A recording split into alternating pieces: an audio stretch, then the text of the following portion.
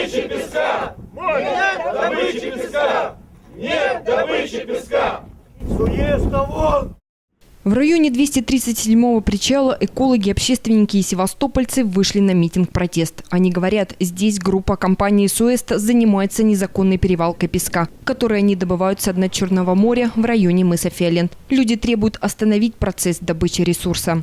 Нам больно, что какие-то чужаки приезжают, уродуют наш город, уродуют наши берега, которые будут портить всю экологию города. Я считаю, что это боль для наших севастопольцев. Недопустимо такое явление в нашем городе.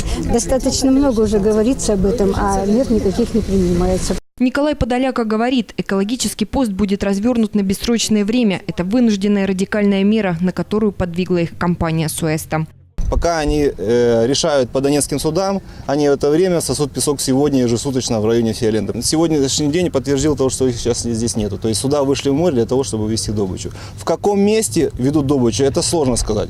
То есть не факт, что они пойдут в Фиолент. Они могут развернуться, пойти вдоль побережья Кача, Любимовка, в Евпаторию, там, где угодно. В любом месте Черного моря они могут появиться. Общественники заверили, здесь установят палатки. Вахту будут нести круглые сутки для препятствия вывоза песка с территории. Поддержку в вопросе запрета добычи песка оказывают и прокуратура Севастополя, депутаты Горсовета, нардеп Украины Вадим Колесниченко.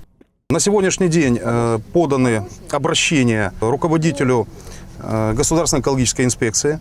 На сегодняшний день решен вопрос и написано обращение, и были встречи в Генеральной прокуратуре по этому вопросу. Поддержал Вадим Васильевич также обращение депутатов Севастопольского городского совета. Я думаю, эта проблема касается всей Украины, общеукраинская.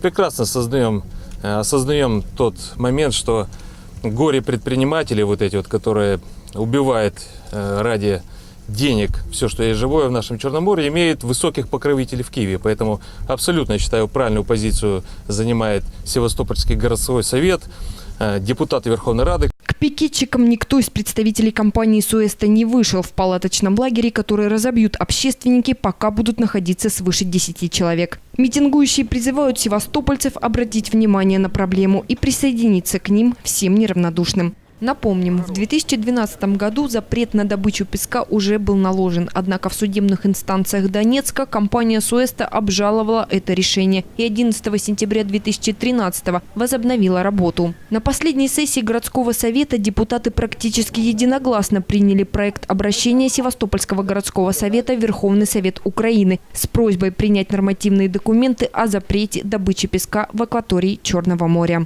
Наталья Двойцина, Денис Александрович. Программа «Наше время».